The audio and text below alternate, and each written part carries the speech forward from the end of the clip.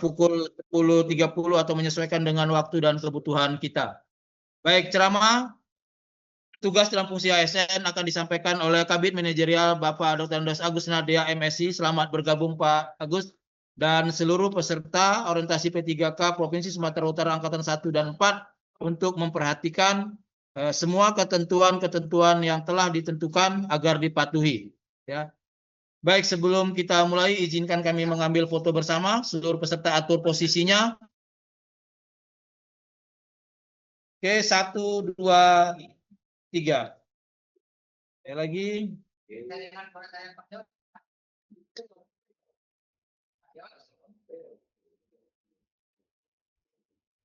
Oke, 1, 2, 3. Baik, terima kasih. Selanjutnya kami serahkan ke Pak Agus Nadia untuk membawakan ceramahnya. Silakan Pak. Ibu dan Bapak sekalian, senang sekali kita bisa dapat bertemu saat ini dalam kegiatan orientasi P3K untuk angkatan 1 sampai 4 ya, kalau saya tidak salah. Sampai 4 orientasi P3K. Izin Pak, hidupkan kembali audio boleh Pak? Di unmute nih Pak. Ya. Sudah ya? Ya, sudah Pak, silakan lanjut Pak. Ya, saya ulangi. Terima kasih Ibu dan Bapak sekalian. Senang sekali kita bisa dapat bertemu untuk kegiatan hari ini. Saya mendapat tanggung jawab untuk di sesi kedua menyampaikan beberapa hal ke Ibu dan Bapak sekalian dalam kegiatan kita. Suatu kegiatan yang memang wajib untuk Ibu dan Bapak ikuti untuk mendapatkan produk administrasi ke depannya dalam perkembangan pelaksanaan kegiatan Ibu dan Bapak sekalian sebagai pegawai pemerintah dengan perjanjian kerja. Saya Agus Nadia saat ini mendapat tanggung jawab sebagai Kepala Bidang Pengembangan Kompetensi Manajerial di Badan Pengembangan Sumber Daya Manusia Provinsi Sumatera Utara.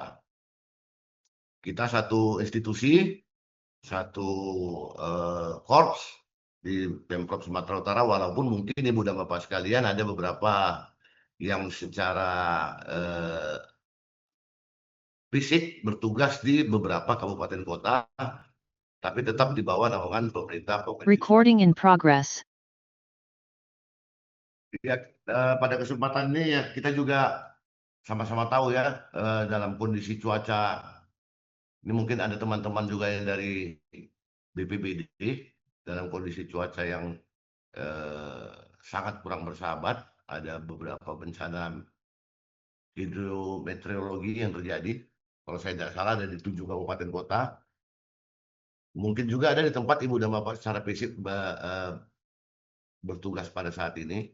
Kita sama-sama berdoa supaya bencana itu bisa segera teratasi dan begitu juga terkait dengan korban ya bisa segera dievakuasi. Saya juga ingatkan untuk kita saling menjaga kondisi kita, kondisi fisik kita secara pribadi dan kemudian juga saling mengingatkan kepada keluarga, kepada teman-teman, kepada orang di sekitar kita untuk sama-sama saling menjaga dan saling peduli. Dalam situasi seperti ini memang diperlukan kepedulian ya, diperlukan kepedulian bagi lingkungan di sekitar kita agar bencana tersebut tidak menimbulkan dampak yang lebih besar. Dan mudah-mudahan teman-teman saudara-saudara kita yang berada di beberapa kabupaten yang terkena saya lihat itu update-nya ada yang longsor, kemudian banjir bandang, ya itu bisa segera teratasi. Yang pertama yang mungkin kita ya, sampaikan sebagai pengantar, kita berharap, kita berdoa supaya semuanya bisa segera teratasi. Ada sudah ya? Ibu dan Bapak sekalian, saya mendapatkan tugas untuk menyampaikan pandangan atau pemikiran terkait dengan penerapan tugas dan fungsi ASN di tempat kerja.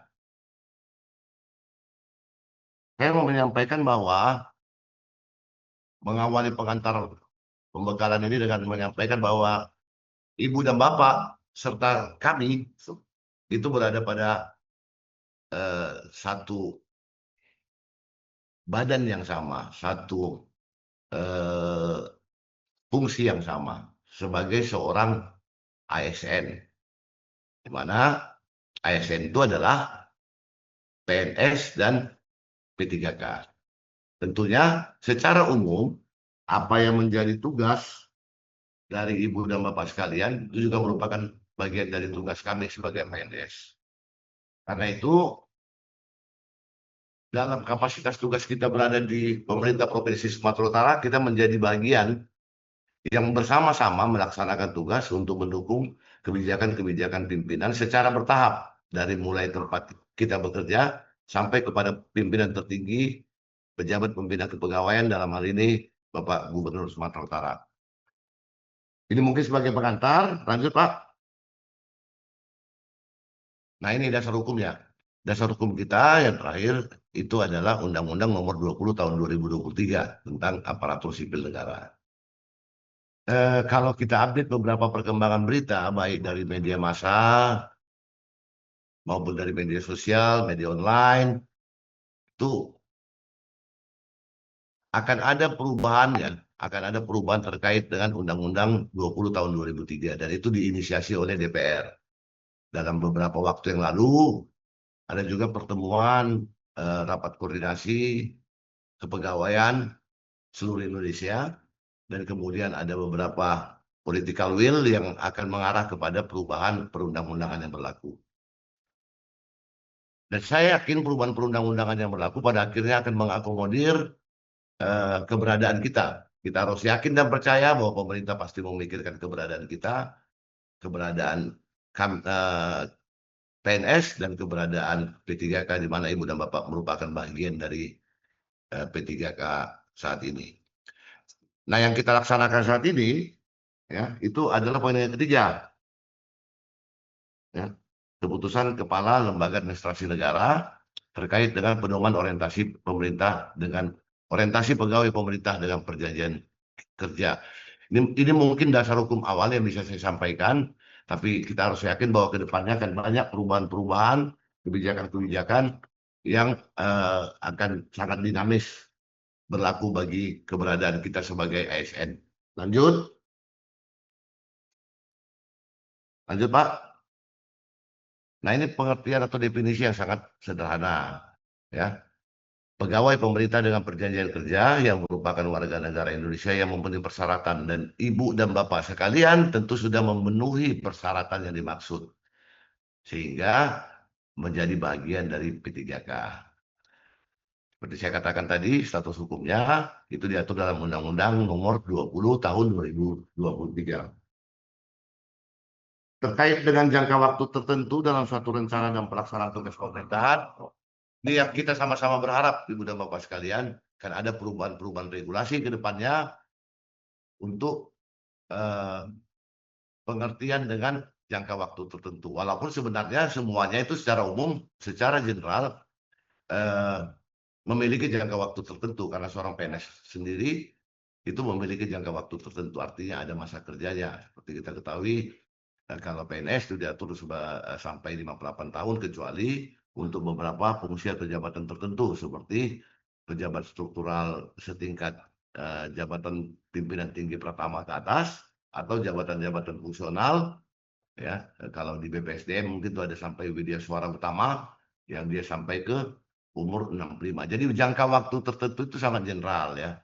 Jangka general. Kita juga hidup di dunia ini dalam jangka waktu tertentu. Jadi saya yakin ke depannya regulasi-regulasi yang lebih mengikat dan lebih mengakomodir kita akan terjadi ke depan. Mari kita sama-sama berharap untuk hal tersebut. Lanjut, Pak. Nah, apa itu fungsi P3K? Ya, apa fungsi P3K? Ya, secara umum kita dapat katakan bahwa kita ini pelaksana peraturan publik.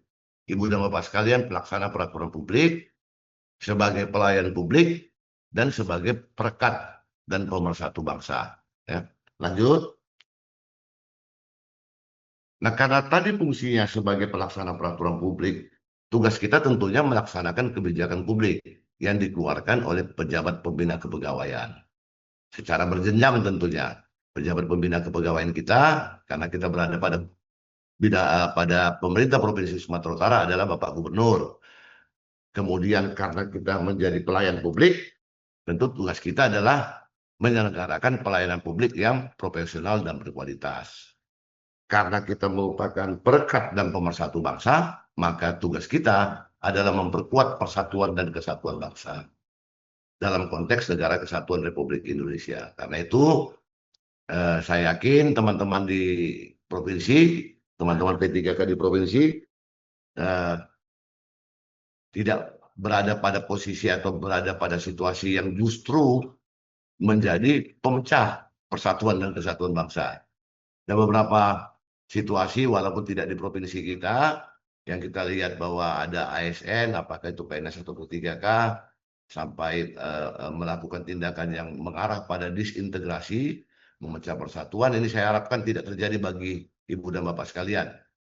Jadi kalau dulu itu ada namanya penataran P4, pedoman pelaksanaan pengamalan Pancasila, ya itu wajib itu bagi seorang PNS. Ya, saya masih ingat, bahkan dari mulai SMA, nggak tahu kalau ada ibu dan bapak yang dulu pernah mengikuti penataran P4, ya itu juga bagian dari poin ketiga ini memperkuat persatuan dan kesatuan Negara Kesatuan Republik Indonesia. Dan itu merupakan tugas dari kita semua, baik ibu dan bapak maupun bagi PNS. Lanjut, Pak. Nah, ini kita bicara tentang core value ASN berakhlak. Ya, ini nilai etika dan citra yang menjadi dasar bagi kita semuanya untuk melaksanakan pekerjaan kita sehari-hari dimanapun unit kerja kita berada. Lanjut, Pak. Ibu dan Bapak sekalian, sesuatu yang pasti itu adalah perubahan. Ya, perubahan itu sesuatu yang sangat pasti dan tidak bisa kita nafikan. Perubahan pasti akan terjadi dalam kehidupan kita sehari-hari secara dinamis, ya. Begitu juga dalam pelaksanaan pekerjaan. Jadi kalau kita tidak siap untuk suatu perubahan, kita akan tertinggal, ya. Jadi apa yang terjadi pada beberapa waktu yang lalu itu kita jadikan kenangan, dan kalau kita ingat, wah, perubahan itu sangat cepat sekali, sangat cepat sekali. Mungkin Ibu dan Bapak bisa flashback ke pribadi masing-masing, ke kehidupan masing-masing, lemparkan diri tanda kutip ya, throwback ke belakang untuk 10-15 tahun yang lalu dari kehidupan kita, dan kemudian apa yang kita ingat pasti kita akan merasakan bahwa terjadi perubahan dalam kehidupan yang kita jalani. Lanjut. Nah, ini saya katakan, mari kita kembali ke masa lampau, ya. Saya generasi yang lahir tahun 70-an, saya lahir tahun 1974, situasi yang masih pada saat itu, sebagai contoh telepon ya, ini telepon yang masih sistem putar atau kita ke telepon umum ya dengan koin 100. Saya yakin teman-teman di sini mungkin kebanyakan tidak mengalami ya, tapi ini saya ceritakan sesuatu yang terkait dengan flashback atau throwback ke belakang. Kemudian kalau kita mendapat uang jajan kita tabung, ya di tabungan yang masih sangat sederhana. Baru kemudian membaca koran itu suatu hal yang sangat luar biasa di masa saya. Apalagi saya bukan tinggal di Medan, eh, saya tinggal di masa kecil saya di Asahan. Ya, kalau ada teman-teman yang dari Asahan, saya lahir di Kisaran, SD SMP di Kisaran, SMA ke Medan. Jadi pada masa kecil itu, pada masa SD itu justru saya itu lebih cepat membaca surat kabar, membaca koran, membaca majalah daripada membaca buku pelajaran. Ya, jadi situasi-situasi tahun-tahun 80-an awal sampai 80-an akhir itu sangat jarang kita dengarkan. Ibu dan Bapak sekalian, saya mohon maaf, kita break sebentar karena pukul 10 kita berdiri untuk mendengarkan lagu kebangsaan Indonesia Raya dan Pancasila. Kita break sebentar.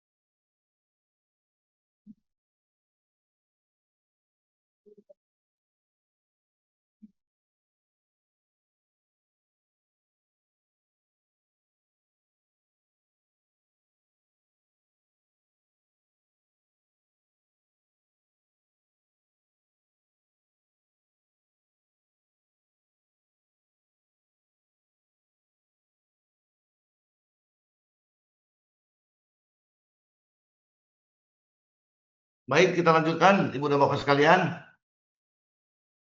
Nah, saat ini situasi-situasi yang terjadi pada masa lampau tersebut, itu sudah tidak kita lihat lagi. Perubahan itu sangat dinamis dan sangat cepat. Saya ambil contoh revolusi 4.0, ya. Kalau kita lihat di sini terkait dengan revolusi pertama, itu mungkin menyangkut penemuan mesin uap, ya. Penemuan mesin uap, revolusi industri pertama di Prancis dan di Inggris, kemudian penemuan-penemuan beberapa teknologi yang ada pada saat itu sangat luar biasa sehingga terjadi produksi massal, ya, produksi massal.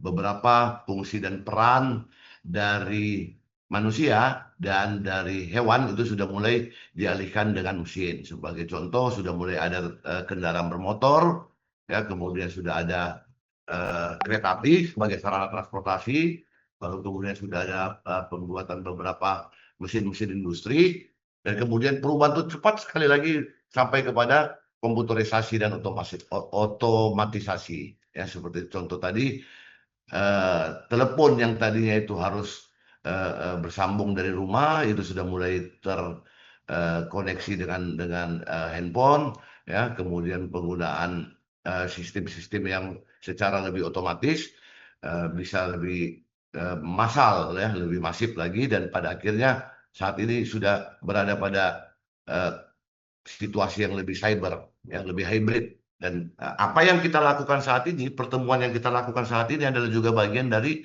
revolusi industri. Saya bisa berbicara dengan Ibu dan Bapak sekalian dengan jumlah yang cukup banyak, bahkan kemarin di beberapa kabupaten kota dan negara orientasi itu sampai 1.000 orang, ya, dalam suatu pertemuan seperti ini, tapi kita tidak langsung berinteraksi secara fisik, tidak klasikal, ya, tapi tidak mengurangi tidak mengurangi makna dari pertemuan kita ini. Saya bisa menyampaikan dan Ibu bisa mendengar, Ibu dan Bapak sekalian juga bisa berinteraksi kepada saya sekalipun kita tidak bertemu secara fisik. Ini satu hal yang harus kita sikapi. Lanjut, Pak. Lanjut, Pak. Nah, ini dia, triple disruption, ya.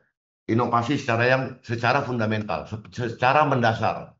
Kalau dulu masih people work, orang yang bekerja, ya, dalam revolusi industri, ya, itu sudah seperti saya katakan tadi, melalui fase-fase yang sangat cepat, baru kemudian kita sudah berada di quantum leap, ya, perubahan besar, ya.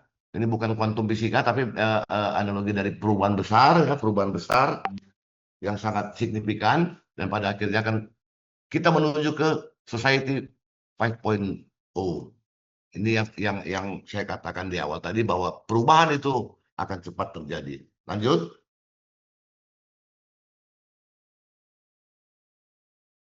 Nah, dampaknya, beberapa dampak yang pasti dan sudah kita rasakan, ya, seperti contohnya dalam poin digital disruption, perubahan tren moda transportasi. Ya, saya yakin dalam 10 tahun yang lalu kita belum kepikiran, 10 sampai 15 tahun yang lalu belum pernah berpikir bahwa akan ada moda-moda transportasi online yang justru mempercepat, mempermudah maksud dan tujuan kita, baik aksesibilitas maupun pencapaian keinginan. Apalagi kita yang berada atau tinggal di kota-kota besar, itu pasti akan sangat gampang untuk menindaklanjuti keinginan kita secara langsung, ya, secara langsung, walaupun itu melalui jalur online, ya. Begitu juga dengan pembayaran eh, pembayaran, ya, tidak melalui cash money lagi, sekarang sudah cashless, ya. Kalau dulu mungkin masih sangat luar biasa di generasi saya, atau mungkin Ibu dan Bapak juga ada yang merasakan pembayaran melalui kartu kredit atau melalui e-debit. Kalau sekarang dia dari mulai QRIS, ya, Quick Response Indonesia Standard, ya, yang bahkan sudah bisa digunakan di beberapa negara tetangga kita, ya. Dan nanti pasti akan ada lagi globalisasi dari pembayaran digital. Nah, begitu juga dengan fitur tarik tunai. Tarik tunai di segala tempat tanpa harus melihat jenis atau perbankan yang kita miliki. Nah, kemudian perubahan milenial juga membuat generasi milenial memiliki target pasar yang besar. Sehingga jika sebuah bisnis tidak mau melakukan adaptasi, maka kita, ibu dan bapak sekalian, apalagi generasi-generasi di bawah kita, akan beralih ke bisnis yang lainnya. Ya, sangat banyak sekali pelaku-pelaku bisnis yang melakukan inovasi untuk menarik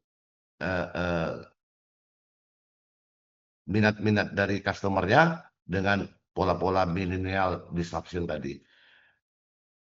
Kemudian pandemik. Sebentar, Pak. Nah, pandemik. Ya, ini pasca COVID-19 yang sangat kita rasakan di khususnya tahun 2020 dan 2021. Kita membuat kegiatan-kegiatan yang sangat terbatas, interaksi sosial, ya. Itu tidak bisa terjadi secara normal. Kita tidak bisa, kalau kita ingat dulu banyak sekali istilah PSBB, kemudian banyak-banyak istilah yang saya juga tidak ingat lagi saking banyaknya, yang pemerintah cepat harus membuat kebijakan-kebijakan untuk membatasi interaksi sosial, ya, sehingga itu membuat kita dipaksa untuk mencari cara lain. Ya, para pelaku bisnis juga dipaksa untuk mengoperasikan bisnisnya dengan cara lain, ya.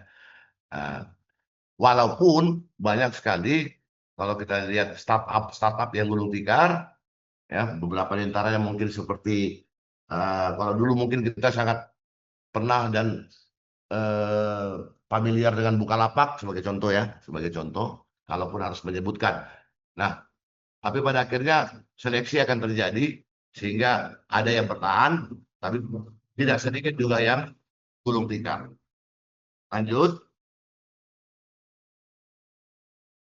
Perubahan itu akan terjadi di mana-mana, di mana tempat pasti akan terjadi.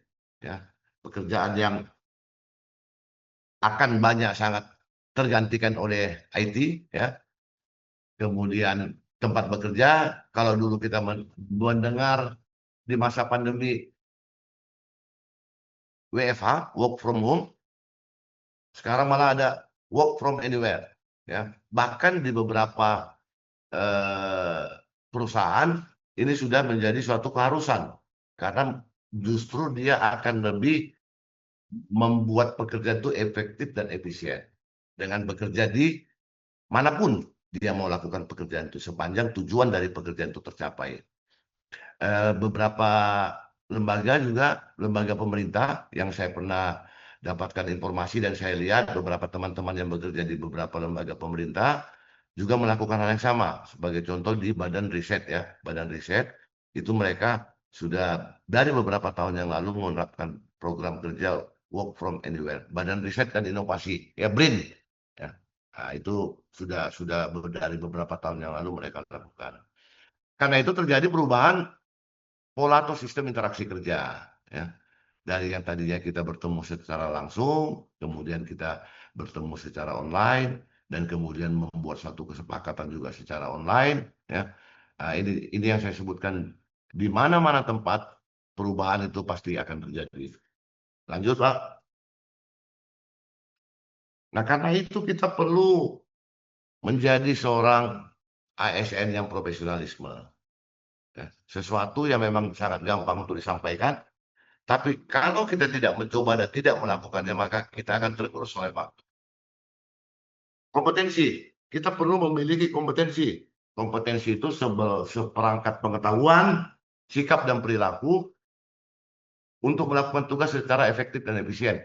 Ya, jadi di situ diperlukan perpaduan aspek pengetahuan, ya, keterampilan, ya, dan sikap yang mengindikasikan kita mampu melakukan pekerjaan sesuai dengan tuntutan pekerjaan. Kompetensi bisa kita dapat melalui pendidikan, melalui keterampilan, dan melalui pengalaman. Dalam banyak hal, generasi sekarang mungkin pengalaman akan mereka sangat abaikan. Tapi kompetensi tetap memerlukan pengalaman, karena pengalaman itu akan membuat kita lebih matang dalam bersikap, dalam mengambil kebijakan, dalam mengambil suatu keputusan, dan dalam melaksanakan tuntutan pekerjaan yang diberikan kepada kita. Jadi baik pendidikan, keterampilan, dan pengalaman itu merupakan satu hal yang saling mengisi untuk membuat kompetensi kita lebih baik. Kita juga perlu memiliki integritas, ya. Integritas itu terkait dengan kejujuran, kemudian konsistensi, ya, konsistensi dalam pelaksanaan tugas dan kesesuaian dengan apa yang kita pikirkan dengan apa yang kita ucapkan, ya. Jadi terkait dengan kejujuran, bahwa kita harus betul-betul memahami khususnya masalah pekerjaan kita. Maaf, sebagai contoh, apa yang menjadi tanggung jawab kita terkait dengan waktu, baru kemudian terkait dengan pelaksanaan tugas kita, apa yang menjadi arahan dari pimpinan. Kalau memang kita merasa perlu untuk mempertanyakan untuk sesuatu hal yang belum kita ketahui, silakan kita tanya, ya. Karena berarti kita terbuka sekali mengatakan bahwa saya belum terlalu paham, mohon bimbingan, mohon untuk diberikan waktu untuk belajar, ya itu bagian dari kejujuran.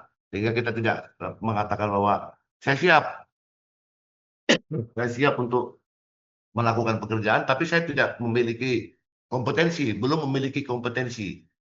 Ya, akan sangat baik kalau kita mengatakan bahwa beri kami waktu untuk mempelajari, misalnya seperti itu. Itu terkait dengan integritas. Baru kemudian konsisten. Saya pernah mendapat pengalaman tugas untuk beberapa kali mengikuti short course atau pelatihan-pelatihan singkat di beberapa tempat, di beberapa negara juga. Kalau kita lihat konsistensi itu adalah bagaimana kita meyakini apa yang kita lakukan itu benar dengan nilai-nilai yang terukur, konsisten. Jadi kalau orang mungkin ada apa namanya istilah di peribahasa Jawa yang mengatakan jangan sampai isu endele sore tempe. Jadi paginya masih kedele, tapi sorenya sudah tempe. Jadi itu yang inkonsistensi, ya, lawan dari konsisten tadi. Membuat kita ini berubah-ubah, ya, berubah-ubah, tidak memiliki satu ketetapan, ya. Ini akan sangat membuat integritas kita dipertanyakan. Baru kemudian kesesuaian antara pikiran dengan perkataan, ya. Jadi jangan kita menjadi seorang atau menjadi seorang P3K yang apa kita ucapkan berbeda dengan apa yang kita katakan. Ya, karena itu pada akhirnya nanti akan menunjang ke kinerja kita baik secara kualitas, kuantitas, waktu kerja, dan kerjasama atau teamwork. Lanjut, Pak. Nah, ini model kompetensi, Ibu dan Bapak sekalian. Model kompetensi, kompetensi itu bisa dilihat atau dibagi secara umum menjadi dua hal, ya. Yang soft itu kompetensi manajerial. Apa yang kita lakukan ini adalah bagian dari kompetensi manajerial, ya. Itu diukur dari pendidikan baik formal maupun non formal, pelatihan struktural, ya, pelatihan atau manajemen dan pengalaman kepemimpinan. Jadi ini bagian dari apa yang kita lakukan saat ini, orientasi ini itu bagian dari kompetensi-kompetensi manajerial yang diperlukan sebagai bagian dari model kompetensi. Kemudian juga ada kompetensi teknis, ya. Ini lebih spesifik, mungkin teman-teman yang bekerja di sebagai tenaga kesehatan, ya, memiliki spesialisasi pendidikan. Kalau saya lihat sekarang ada yang sampai masuk kategorinya perawat handal, ya, atau analis analis kebijakan atau apa, yang kadang-kadang saya juga bingung, banyak sekali yang sangat spesialisasi dari bidang tugas kita. Nah, baru kemudian bagian dari kompetensi berikutnya kompetensi sosial kultural, ya. Ini lebih kepada pengalaman kerja kita dan masyarakat yang di sekitar kita, ya. Kita ini adalah bagian dari Negara Kesatuan Republik Indonesia yang terdiri dari berbagai suku, ya, berbagai agama, berbagai ras, antar golongan, dan kemudian kemajemukan itu yang menambah kekayaan wawasan kebangsaan kita. Ya, suatu perbedaan itu justru menjadi suatu kekayaan bagi kita. Nah, itu memang yang membuat bangsa ini sangat kuat, sangat dapat bertahan eksis justru karena kemajemukan. Ya, ini kompetensi sosial kultural ini menjadi satu hal yang saya harap juga teman-teman dapat terapkan dalam pelaksanaan tugas di unit kerja kita masing-masing. Lanjut, Pak. Nah, ini berakhlak ya. Ini core value kita ya. Ini citra kita, nilai-nilai kita, etika kita, standar kita sebagai seorang ASN ya. Berakhlak ya. Berakhlak ini harus sama-sama kita terapkan. Saya berharap Ibu dan Bapak sekalian juga mampu melakukan ini dalam pelaksanaan tugas sehari-hari ya, di mana di situ berakhlak itu yang pertama itu berorientasi pelayanan ya. Jangan sampai paradigma lama ya, kesan sebagai seorang ASN yang justru ingin dilayani atau kemudian memperlambat birokrasi misalnya, atau kemudian menunda suatu pekerjaan ya, itu tidak berorientasi pada pelayanan. Ini yang saya berharap teman-teman P3K ke depannya bisa lebih mengingatkan satu sama lain, dan tapi yang paling utama adalah melaksanakan pada diri sendiri untuk melakukan pekerjaan itu dalam konteks yang berorientasi kepada pelayanan. Kemudian akuntabel ya, akuntabel. Kita bertanggung jawab atas kepercayaan yang diberikan. Ya, kepercayaan yang diberikan itu bisa saja pelaksanaan pekerjaan yang diberikan oleh pimpinan, ya, bisa juga terkait dengan apa yang kita berikan dalam bentuk pelayanan, itu bisa kita pertanggungjawabkan. Ya. Ini yang akuntabel. Yang berikutnya kompeten. Ya, kompeten. Kompeten itu kita terus belajar. Ya, kita terus belajar untuk mengembangkan diri. Saya pikir selagi kita masih diberi kesempatan oleh Yang Maha Kuasa untuk sehat dan mampu bekerja, kita harus tetap belajar. Belajar itu jangan menganalogikan atau ulangi, bukan menganalogikan ya, mengidentifikasikan sebagai suatu bentuk pelajaran formal.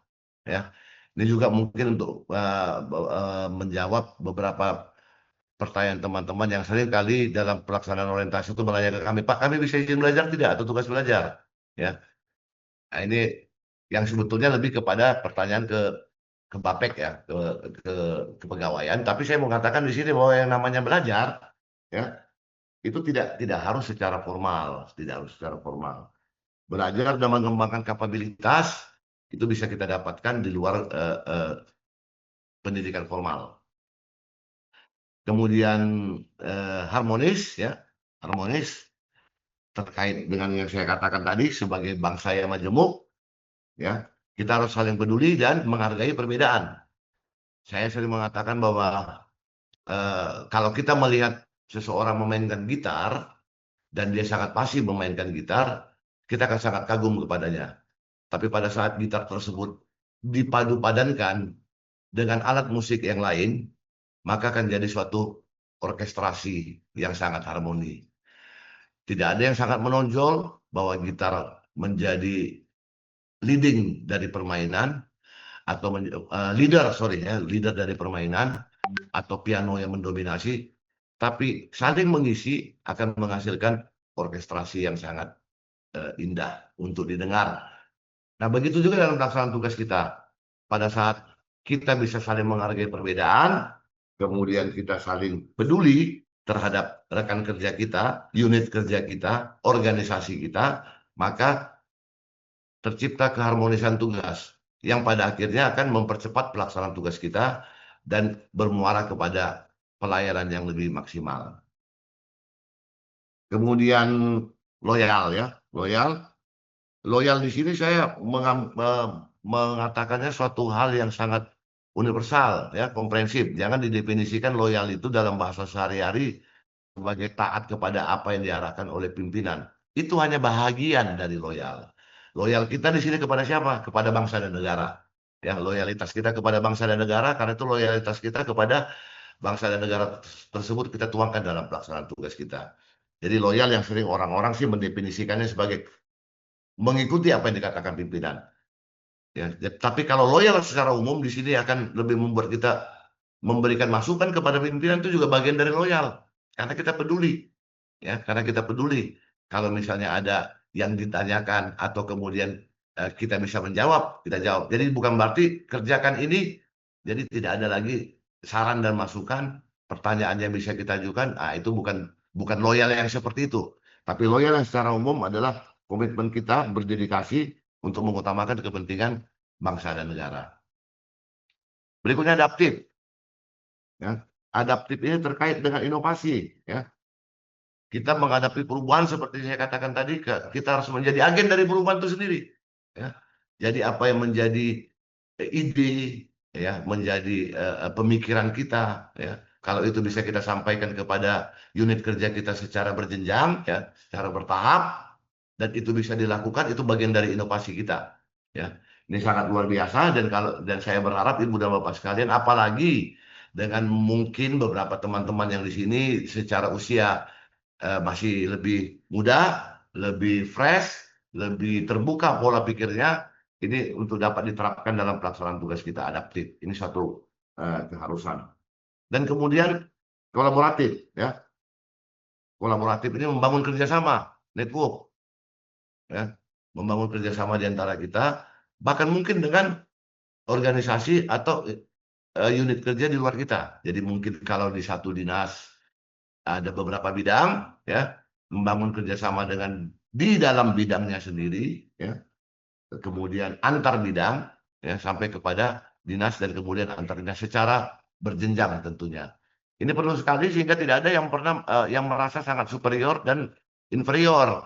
Ada yang merasa bahwa kalau tidak ada saya, kantor itu nggak jalan. Atau kalau tidak ada saya, puskesmas saya tidak akan jalan. Kalau tidak ada saya akan ditelepon oleh pimpinan karena keberadaan saya dibutuhkan. Ini jangan lagi lah ada hal yang seperti itu. Atau kita juga merasa saya kan cuma P3K, mereka kan PNS tidak. Karena sekali lagi saya katakan bahwa ASN itu adalah PNS dan P3K. Jadi harus saling mengisi. Ya, saya juga berharap dan saya yakin di unit kerja kita tidak ada dikotomi, ya, tidak ada pengkotak-kotakan antara PNS dengan P3K atau merasa bahwa satu itu superior, kalian itu inferior, satu lebih tinggi daripada yang lain. Mungkin secara struktur ya, tapi secara struktur karena diikat oleh jabatan-jabatan tertentu. Tapi dalam pelaksanaan tugas, saya yakin pada saat kolaboratif ini tidak kita lakukan, maka pelaksanaan tugas kita tidak akan sangat maksimal. Bahkan Pak Gubernur juga selalu menekankan tentang kolaborasi kita. Ya, ini yang sangat perlu untuk teman-teman terapkan dari diri sendiri dan kemudian secara bertahap kepada rekan-rekan di kantor kita masing-masing. Lanjut, Pak. Nah, pada akhirnya tujuan kita adalah pelayanan.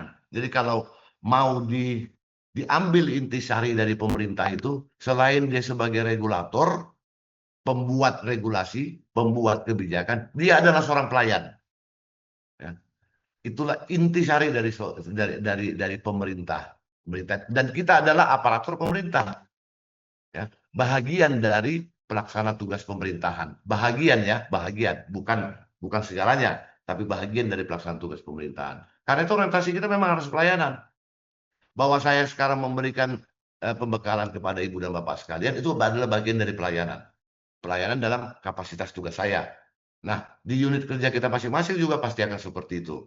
Jadi, pameo yang tidak baik, ya, yang selama ini mungkin citra di mata orang terkait dengan ASN yang kalau bisa dipersulit kenapa dipermudah, ya, atau senang melihat orang susah, ini jangan lagi, karena kita adalah seorang pelayan. Di situ tentunya kita memberikan komitmen untuk memberikan pelayanan prima demi kepuasan masyarakat. Ya. Di sini jangan sampai ada teman-teman mungkin tenaga pendidik mengatakan, oh saya bertugas sebagai tenaga pendidik. Ya, murid kita itu, anak-anak kita yang kita didik itu juga bagian dari masyarakat kita, bagian dari tugas kita untuk melayani. Ya, bahwa di situ masyarakat yang dimaksud itu tentunya dalam skala yang lebih besar. Jadi kita perlu memahami dan memenuhi kebutuhan masyarakat. Ya. Nah, untuk itu kita perlu ramah, cekatan, solutif, dan dapat diandalkan. Ada mungkin Ibu dan Bapak sekalian, sesuatu yang mungkin tidak dapat kita lakukan karena memang di luar batas kewenangan kita, tapi solutif tadi kita tetap menyampaikan bahwa mungkin Bapak harus ke bidang ini, atau mungkin Ibu harus ke unit kerja ini, mungkin harus ke tempat ini, yang alamatnya di sini. Itu juga bagian dari solutif, karena memang bukan di bidang tugas kita atau di unit kerja kita. Jadi jangan berada pada posisi seorang P3K yang sangat apatis, yang kalau bukan bidang saya, kenapa saya harus tidak lanjuti? Tapi setidaknya at least kita menjadi bagian dari ASN yang solutif. Dan kemudian melakukan perbaikan yang tidak henti. Ya. Beberapa waktu yang lalu, beberapa saat yang lalu, mungkin apa yang kita lakukan itu satu hal yang sudah memenuhi standar. Ya. Tapi di waktu yang akan datang atau saat ini, apa yang kita lakukan di waktu yang lalu itu tidak sesuai dengan standar yang terjadi sekarang. Jadi perubahan-perubahan itu ya kita mulai juga dari diri kita. Ya kalau misalnya dulu absen itu harus tanda tangan manual, seperti saya katakan tadi bagian dari dinamika perkembangan zaman, sekarang sudah harus teraplikasi, ya. Tapi di kita juga sudah harus lebih cepat menyesuaikan, ya. Kalau kita tidak melakukan perubahan juga, tidak melakukan perbaikan juga, maka kita akan tidak dapat memaksimalkan pelaksanaan tugas kita. Nah, di sini kita uraikan itu dalam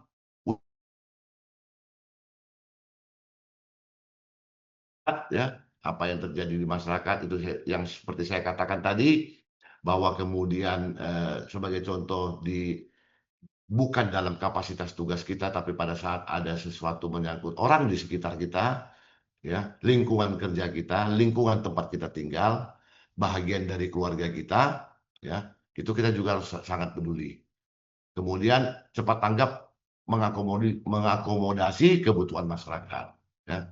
Ini satu hal yang sangat harus kita lakukan. Misalnya seperti contoh, mungkin teman-teman yang tugas di BPBD saat ini mereka sudah berada di lapangan untuk melakukan evakuasi dan kemudian tindakan rekonsiliasi pasca bencana, ya itu merupakan bagian dari cepat tanggap mengakomodasi kebutuhan masyarakat, apalagi dalam situasi bencana sebagai contoh. Kemudian memberikan pelayanan sesuai tupoksi. Kita sudah diikat dengan tusi kita masing-masing, tugas pokok dan fungsi kita masing-masing, ya. Ya, kalau tugas pokok dan fungsi kita saja kita tidak memberikan pelayanan yang maksimal, bagaimana lagi kita menjadi ASN yang solutif, ya. Jadi ini yang paling basic untuk memberikan pelayanan sesuai dengan tupoksi kita. Jadi jangan sampai ada teman-teman yang mungkin tidak tahu atau abai terkait dengan tupoksi di bidang tugas masing-masing. Nah ini persuasif Ibu dan Bapak sekalian. Bahkan pendekatan-pendekatan saat ini sekalipun untuk ukuran petugas keamanan misalnya TNI dan Polri itu lebih mengutamakan pendekatan yang persuasif. Kenapa pula kita sebagai ASN melakukan pendekatan yang represif? Jadi saya pikir tidak perlu untuk marah-marah, kesal atau menunjukkan mimik wajah yang kurang senang pada saat ada sesuatu hal yang ditanyakan oleh masyarakat atau oleh pihak-pihak lain. Ya. Ini saya pikir jangan lagi lah untuk ke depannya. Kemudian menyelesaikan pekerjaan secara tuntas, ini harapan kita ya. Jadi mungkin ada timeline, ada target yang harus kita tetapkan, atau yang ditetapkan oleh pimpinan, dan kemudian kita membuat timeline juga untuk diri kita sendiri. Jadi kalau misalnya pimpinan sebagai contoh ya, menetapkan kamu selesaikan untuk pekerjaan ini pada saat hari Jumat, kalau bisa kita selesaikan itu di hari Kamis, tentu itu akan sangat baik, karena bisa mengerjakannya dengan tuntas dan waktu yang cepat. Nah ini budayakan senyum, sapa dan salam ini, ya. Jangan lagi sampai ada yang bilang kalau mau lihat manusia-manusia atau karakter orang yang agak-agak mukanya cemberut itu pergi ke Medan, waduh, atau ke Sumatera Utara, janganlah. Kita budayakan kita untuk menjadi orang yang senyum, karena memang secara umum senyum itu lebih baik daripada cemberut. Ya, saya nggak pernah mendengar ada orang-orang bijak yang mengatakan bahwa pada saat cemberut wajahnya akan menjadi lebih cantik 10 kali daripada pada saat dia senyum. Jadi ini mari kita budayakan di bidang tugas kita masing-masing, di unit kerja kita masing-masing. Kemudian kita menjadi informan yang aktual dan akurat. Seperti saya katakan tadi, kalau misalnya kita tidak tahu atau bukan tidak tahu ya, mohon maaf, tidak di bidang tugas kita, tapi kita menjadi informan. Oh, bukan di saya, Bu. Pelayanan ini ada di bidang A atau di bidang B, kami di bidang C. Atau bukan di dinas kami, tapi di dinas BPSDM misalnya. Alamatnya di mana? Di Jalan Ngalingko. Nanti silakan Ibu lihat di Google Map misalnya. Itu yang jadi akurat dia. Akurat. Jadi jangan misalnya kalau tidak salah di sini ya, atau di sini, atau di sini. Jadi justru kita bukan jadi informan, kita jadi membuat persoalan jadi bertambah lagi karena ada sampai 3 alternatif yang kita berikan. Ya kemudian melayani tanpa pandang apapun itu, siapapun itu sepanjang merupakan bahagian dari tugas kita, ya itu kita berikan pelayanan yang terbaik. Nah kemudian berinovasi dalam mengelola pelayanan. Ini dalam kehidupan sehari-hari juga bisa kita terapkan Ibu dan Bapak sekalian. Mungkin pada saat kita baru bangun tidur, kita merefleksikan diri, kita mengingat, merenung, atau sebelum tidur kita merenung. Kayaknya satu hari ini ada hal yang kurang pas lah. Gimana kalau saya buat besok seperti ini? Gimana kalau saya besok memulainya dengan seperti ini? Ya, jadi inovasi itu ya tidak harus sesuatu hal yang baku, tapi inovasi dari diri kita sendiri juga itu sangat baik sekali untuk kita lakukan. Kemudian terbiasa ya, terbiasa untuk menerima atau menindaklanjuti setiap kritik dan saran. Saya pikir sebagai seorang ASN mendapat kritik atau diberikan masukan serta saran itu satu keniscayaan. Jadi kita jangan menjadi seorang ASN yang alergi, ya, yang sangat tidak suka kalau ada diberikan masukan kepada kita. Ya, kemudian menambah wawasan. Nah, ini juga menambah wawasan itu bisa dalam kehidupan kita sehari-hari. Mungkin kita pergi ke satu kantor atau ke suatu perusahaan yang menerapkan pola-pola tertentu yang kita rasa, wah ini baik nih. Ya, wawasan kita bertambah, nah kita lakukan itu untuk diri kita atau unit kerja kita, itu akan sangat baik sekali. Lanjut Ibu dan Bapak. Akuntabel ya, seperti saya katakan tadi, akuntabel. Akuntabel itu bertanggung jawab untuk kepercayaan yang diberikan. Ya. Jadi kita melaksanakan pekerjaan kita itu dengan penuh tanggung jawab, disiplin dan berintegritas tinggi. Nah ini dia, beberapa waktu yang lalu kan kita, atau hampir setiap tahun, mungkin ada teman-teman yang bertugas di BKAD atau di sekretariat dinas masing-masing. Ini setiap tahun kita bicara tentang barang milik daerah ya, BMD. Jadi setiap kali ada audit tentang BMD, sering kali kita berpikir itu laptopnya di mana ya sekarang ya. Nah itu mejanya di mana ya. Ya sesuatu yang sebenarnya bukan punya kita. Jadi jangan misalnya kalau ada rekan-rekannya di kantor yang menggunakan itu dan kemudian mutasi atau pindah ke tempat lain, ya secara bertahap, secara berjenjang mungkin bisa diingatkan untuk tidak ya menggunakan barang milik negara tersebut tanpa tanggung jawab. Artinya ya kalau memang bukan punya kita, kenapa sih? Apalagi harus kita bawa pulang. Kalau karena pekerjaan, karena tuntutan pekerjaan, oke lah. Misalnya laptop atau hal-hal lain. Kalau diperlukan. Tapi kalau tidak diperlukan, kenapa harus kita bawa ke rumah? Apalagi kalau kita pindah, kemudian tetap tinggal di rumah. Jadi bukan cuma dibawa ke rumah karena tuntutan pekerjaan, tapi dibawa ke rumah karena tuntutan keluarga. Nah, ini jangan sampai ada seperti itu. Karena itu juga bagian dari penyalahgunaan kewenangan ya. Jadi wujud perilakunya kita di sini bisa kita lihat memenuhi janji, mengutamakan prosedur, tanggung jawab. Nah ini anti gratifikasi ya. Ini sama-sama Bu, Ibu dan Bapak sekalian. Kita mengingatkan, pertama mengingatkan ke diri sendiri, kemudian mengingatkan kepada keluarga dan mengingatkan kepada teman-teman. Saya sering menyebutnya dalam bahasa yang paling sederhana. Kalau kita sudah berkeluarga, ya kita diberikan tanggung jawab untuk mendidik anak-anak kita. supaya jangan gratifikasi sebelum kita tidur, kita lihat dulu anak kita tidur. Mudah-mudahan itu membuat kita bisa berpikir bahwa apa iya saya harus melakukan itu. Ya, betapa besar beban dan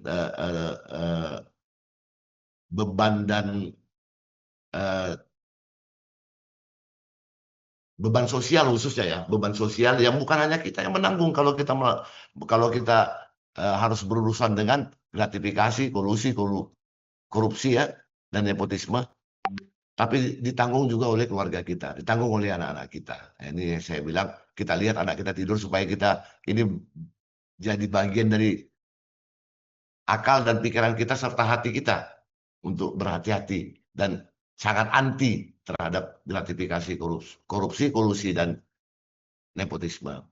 Tadi saya katakan barang milik negara, dalam hal ini barang milik daerah ya, karena kita di Provinsi Sumatera Utara, juga jangan kita gunakan tidak sesuai dengan peruntukannya, kemudian efektif dan efisien, mengutamakan kepentingan masyarakat, dan bersikap objektif saat terjadi konflik kepentingan.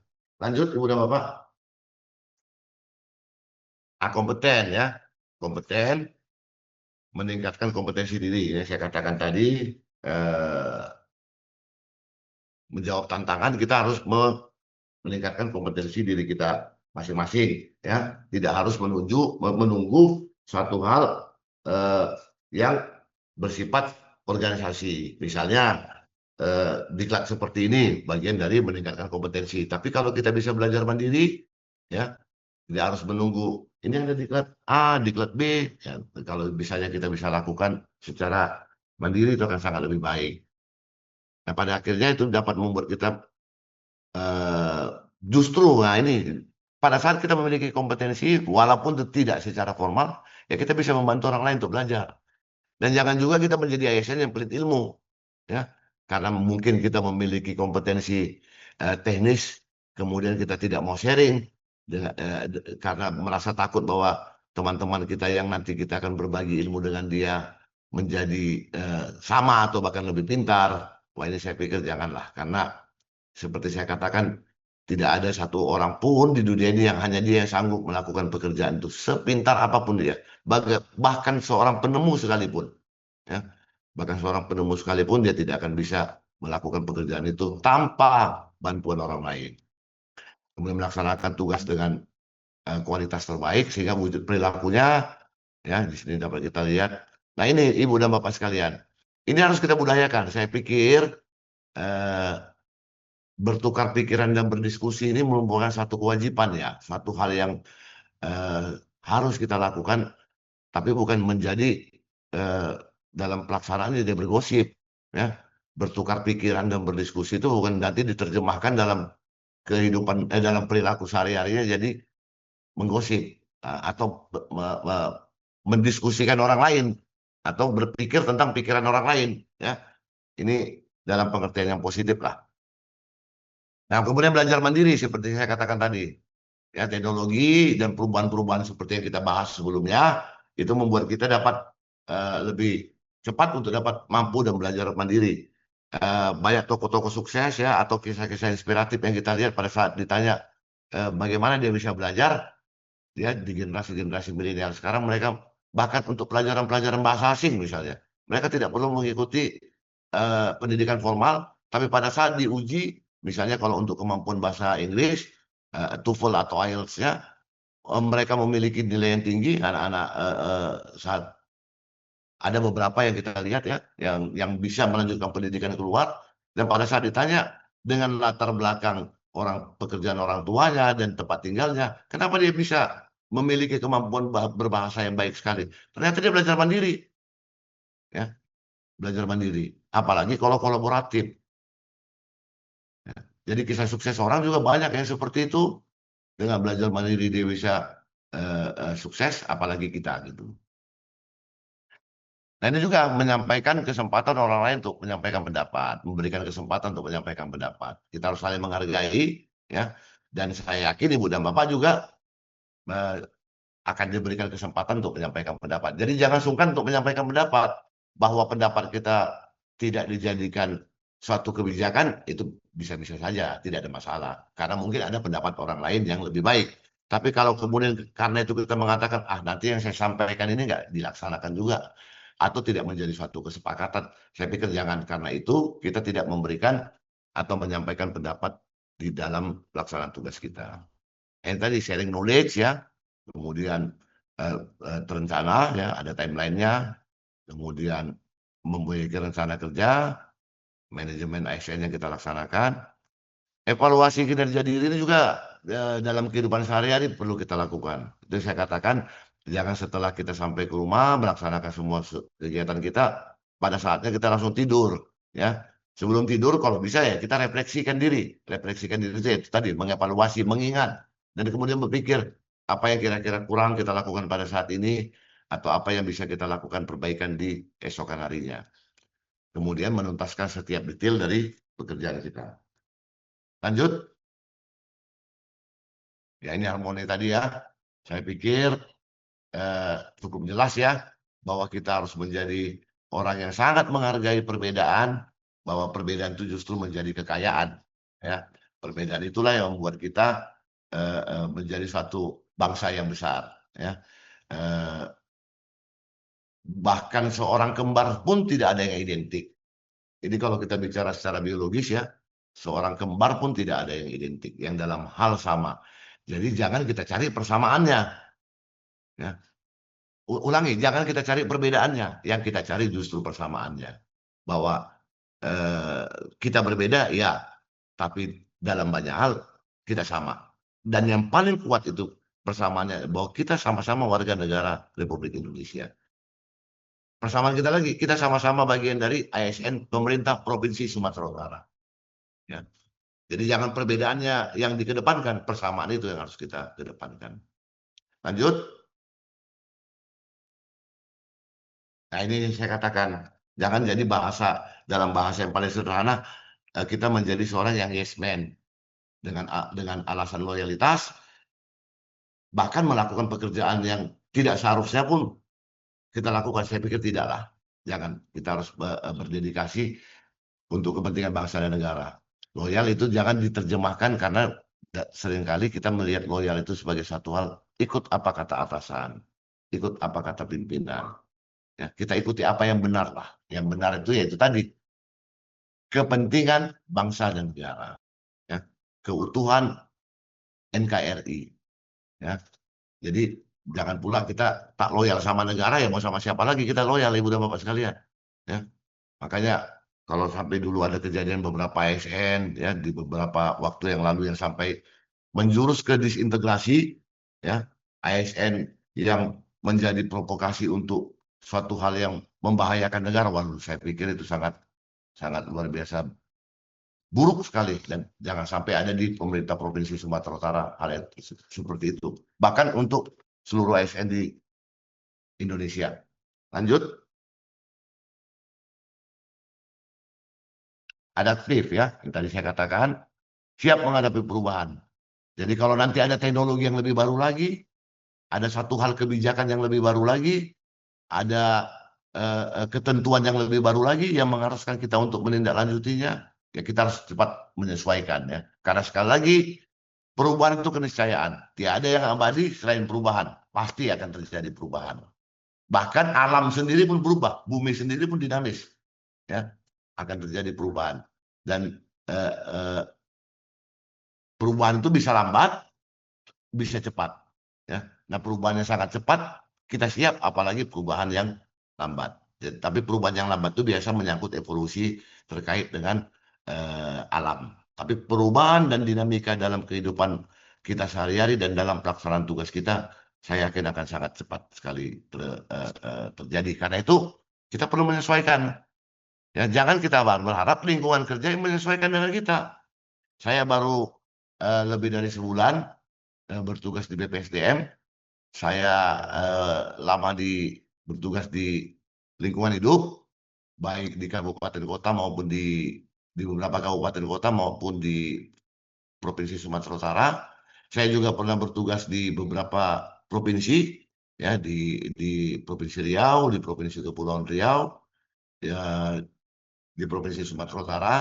Nah, yang membuat kita bisa baik dalam pelaksanaan tugas itu adalah ya kita yang menyesuaikan dengan lingkungan kerja kita.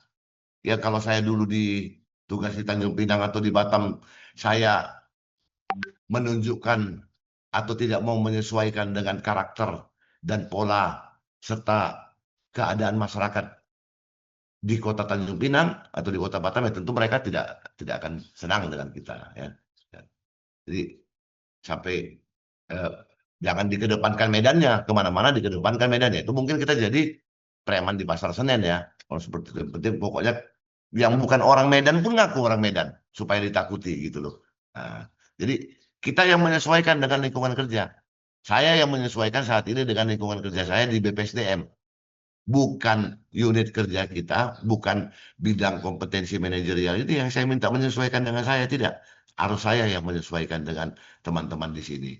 Tentunya di situ dengan beberapa inovasi yang kita sepakati bersama yang kita lakukan. Ya, begitu juga dengan dinamika perubahan lingkungan. Ya. Misalnya Zoom ini bagian dari dinamika juga, tapi bisa saja sekarang ini karena faktor cuaca juga, ya, kondisi alam, ya. Nah, ini juga kita harus cepat beradaptasi dengan kondisi lingkungan, baik lingkungan kerja kita maupun lingkungan secara umum. Menguasai perkembangan teknologi, wah ini memang saya berharap kepada generasi milenial ini harus lebih cepat sekali karena perkembangannya sangat luar biasa, ya. Kalau dulu masih pakai apa namanya itu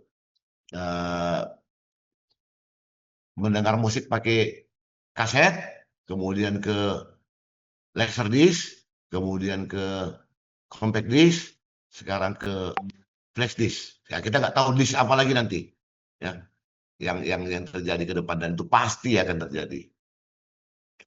Nah kita konsisten tadi saya katakan, baru kemudian kritis mengantisipasi permasalahan, dan kemudian sebentar Ibu dan Bapak, sebentar ya lagi cukup. Nah, iya ya. Nah kemudian memanfaatkan peluang menjadi lebih baik, ya. Ini juga rasa ingin tahu Ibu dan Bapak sekalian, ini mungkin saya ingin kita juga sama-sama mencoba menerapkan.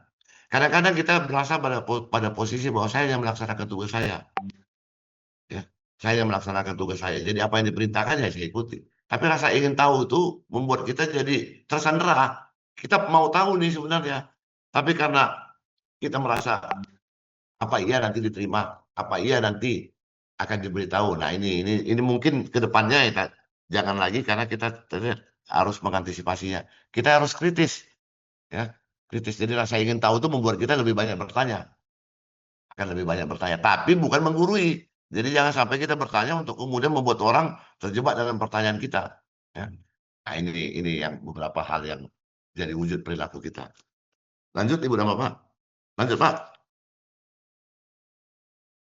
Kolaboratif ini sangat perlu sekali Ibu dan Bapak sekalian.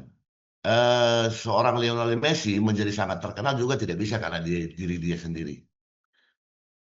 Nah, itu saya katakan tadi, dalam analogi apapun kita akan sangat bisa membawa masuk kata kolaboratif, bersinergi, bekerja sama. Bahkan dalam dasar negara kita, Pancasila, kolaboratif ini masuk, ya. Jadi persatuan, bahwa kita harus bersatu. Tidak akan ada yang bisa mengerjakan sendiri. Jadi saling bersinergi dan bekerja sama ini wajib sekali untuk dapat kita lakukan di unit kerja kita masing-masing. Memberi kesempatan untuk berkontribusi, terbuka dalam bekerja sama, menggerakkan pemanfaatan sumber daya untuk tujuan bersama. Nah, wujud perilakunya terbuka dengan pendapat dan saran dalam pekerjaan. Mengapresiasi prestasi. Jadi kita jangan seperti orang di luar atau di beberapa negara yang sangat terkenal tidak mau memberi apresiasi kepada orang lain. Ya, kita harus bisa mengapresiasi bahwa apa yang dia buat itu satu hal yang baik, kenapa tidak? Kenapa tidak kita memberikan pujian? Ya, jangan dibilang jadi, tapi bukan berarti kita harus menjadi orang yang dikit-dikit memuji. Tidak, saya pikir nanti terakhir jadi gombal, ya. Tapi kita memberikan pujian untuk suatu prestasi yang dibuat orang lain, saya pikir satu hal yang sangat baik. Dan membagi tugas seperti saya katakan tadi, jangan pernah ada yang merasa saya yang bisa itu dan saya sudah puluhan tahun mengerjakan itu. Akan jadi persoalan dan pertanyaan, kenapa Ibu dan Bapak puluhan tahun mengerjakan itu baru kemudian tidak ada orang lain yang Ibu dan Bapak regenerasikan untuk pekerjaan itu. Berarti Ibu dan Bapak tidak mau membagi tugas, tidak mau memberikan kepada anggota dari tim kerja secara proporsional. Ya. Tim ya bersinergi, mengakui. Ini dia, ini juga satu hal yang harus kita akui bahwa kita ini orang yang sangat sulit untuk mengakui suatu kesalahan. Ya. Kita harus biasa untuk berada pada posisi, saya mohon maaf untuk ketidaksempurnaan. Ya, bahkan saya sendiri pun, seperti saya katakan tadi, dalam posisi 1 bulan lebih baru bertugas di sini, saya harus menyampaikan bahwa kalau menurut Ibu dan Bapak dalam beberapa hal penyampaian saya tidak seideal beberapa narasumber yang lain, saya minta maaf. Jadi bukan suatu hal yang sangat malu bagi kita kalau kita harus mengakui ya saat berbuat kesalahan. Nah, komunikasi Ibu dan Bapak sekalian, jadilah kita orang yang komunikatif karena kita adalah makhluk sosial. Ya, kita harus berinteraksi dan di situ diperlukan komunikasi. Saya sering menganalogikan bahwa kenapa singa dijadikan raja hutan. Sebentar. Kenapa singa dijadikan raja hutan? Karena singa banyak membunuh mangsa. Ya. Tapi kenapa singa banyak membunuh mangsa? Karena singa membunuh mangsanya itu dengan cara berkelompok. Singa itu hewan yang berkelompok. Beda dengan harimau. Kalau mungkin harus diadu langsung satu ekor harimau dengan satu ekor singa, sepertinya harimau akan menang.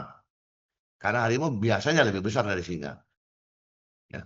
Tapi kemampuan singa untuk memangsa mangsanya, itu salah satu faktornya adalah pekerjaan kelompok. Pekerjaan mereka secara bersama-sama. Nah, ini jadi komunikasi tadi akan menghasilkan koordinasi dengan tim kerja. Ya.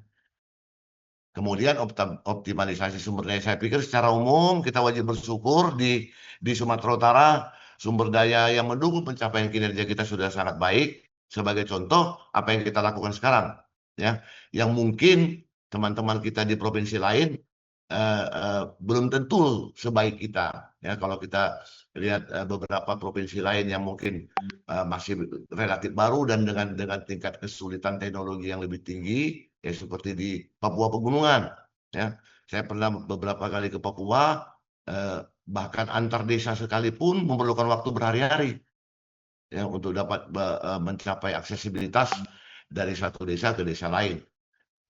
Dari satu kecamatan ke kecamatan yang lain itu pakai pesawat perintis yang menunggunya mungkin by request. Harus diajukan dulu jadwal penerbangannya karena penumpangnya ada, baru mereka datang. Dan itu biasa pesawat perintis. Pesawat kecil. Ya. Nah, kita harus bersyukur sumber daya pendukung pencapaian kinerja kita, saya pikir secara umum di Provinsi Sumatera Utara ini sudah sangat baik.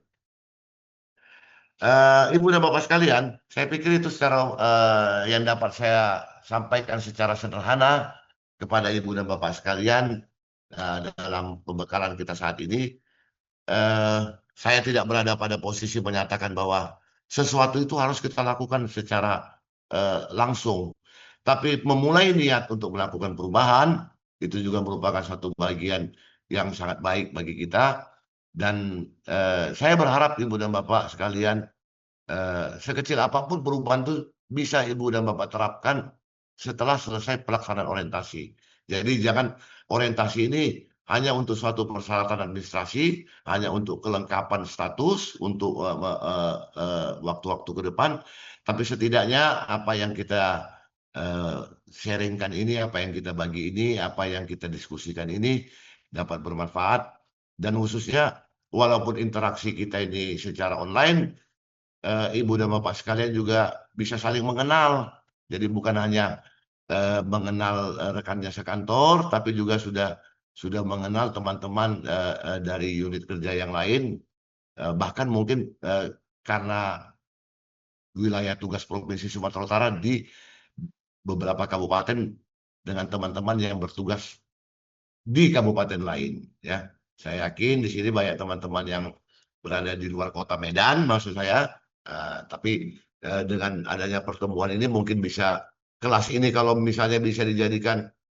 ada yang berinovasi untuk membuat satu grup WhatsApp, kemudian saling berkomunikasi, bahkan mungkin kalau ada yang masih belum berjodoh, siapa tahu dengan pelaksanaan orientasi ini, ya, setelah bisa saling bertukar nomor, kemudian bisa berkomunikasi, ya, jadi ada 2 orang ASN di P3K di Pemprov Sumatera Utara yang melangsungkan pernikahan diawali dengan pelaksanaan orientasi P3K, ya. Nah, kalau mungkin kan saya juga diundang, siapa tahu itu terjadi, ya. Itu mungkin secara umum yang saya sampaikan. Mohon maaf untuk ketidaksempurnaan dari apa yang saya sampaikan ini. Mungkin kita bisa berdiskusi, tapi mungkin untuk 5-10 menit, karena setelah ini saya juga masih ada beberapa kegiatan lain. Saya harus mengatakan bahwa mohon untuk tidak menanyakan sesuatu hal yang sangat teknis, karena biasanya yang Ibu Bapak tanyakan dari beberapa pengalaman pelaksanaan orientasi P3K, yang ditanyakan itu apa yang menjadi status atau apa yang menjadi keinginan dalam pelaksanaan tugas, yang secara umum pertanyaan itu sebenarnya ke Bapek, ya, ke teman-teman di kepegawaian. Saya lebih ingin kita cerita atau berdiskusi terkait dengan pelaksanaan tugas kita secara umum. Yang mungkin saya menjawabnya juga berdasarkan pengalaman kerja saya. Karena saya sudah, NIP saya tahun 1994, berarti kalau dihitung saya sudah bekerja sebagai PNS 31 tahun. Jadi, dan saya harus sampaikan kalau saya nggak bisa jawab, saya akan katakan mungkin saya minta waktu untuk bisa menjawab. Jadi tidak dalam konteks tanya jawab untuk suatu kebenaran, ya. Kita lebih baik berdiskusi, tapi saya mohon maaf untuk waktu karena jam 11.15 nanti ada beberapa agenda lain yang harus kami ikuti. Itu mungkin saya kembalikan ke Pak Ilham.